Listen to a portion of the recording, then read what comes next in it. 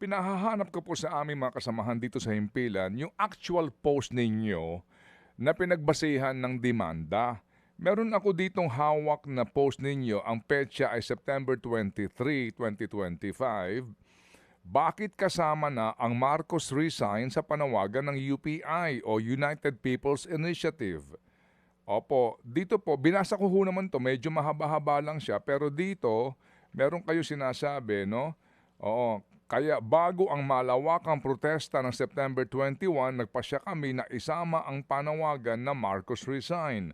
Dahil ang malinaw, walang makikitang malawakang korupsyon kung walang basbas ng Pangulo. Yan po ang inyo po, pakishare nakalagay dito. Ito ho ba lang yon ang sinasabi pong basihan ng inyong demanda, General? Marami ho yung marami mga post ang pinagbasihan ng CIDG. Ang isa doon ay of course yung sinasabing ang Pangulo, sinabi ko doon, ang Pangulo, ang lumalabas na siya ang pinakautak nung mga korupsyon, parang gano'n. Dahil siya ang nag-approve nung General Appropriation. Ngayon pa yun, awalo yata yun mga pinote ng CITG na basihan ng kanilang complaint. Opo. Sige po. Well, anyway, may tanong lang po si Chacha sa inyo. General? Go ahead, Cha. Yes po. General, tinatanong po kayo kanina ni Sir Ted about this inciting to sedition definition. Kung hindi man sa Facebook post, kasi kung ito yung pagbabasihan, yung hawak po namin ngayon, kaya nagtatanong kami kung ito lang or meron pa bang iba. Bukod po ba sa mga post nung rally, meron din po ba kayong panawagan na pabagsakin po ang gobyerno? Para lang po malinaw? Or this is just purely about your post on Facebook?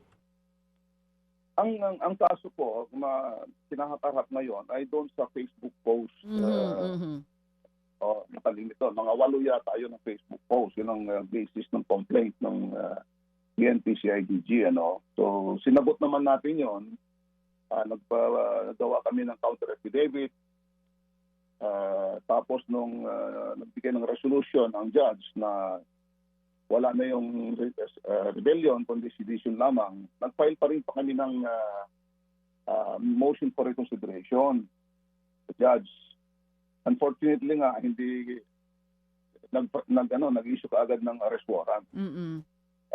Consider yung motion namin. Ganun. Mga kapatid, brothers and sisters, saan ka pa? Dito na tayo sa totoo. Dito na tayo sa True FM. Mga kapatid, mag-subscribe and follow po kayo sa social media accounts ng True Network PH. Yan po kami. Hanapin nyo lang True Network PH, Facebook, Instagram, YouTube, TikTok, and podcast. Mapa-Apple or Spotify man yan, mahahanap nyo kami. Lahat ng mga napapanood at napapakinggan nyo po sa programa, nasa social media accounts namin yan. So, paano mga kapatid? See you sa social media!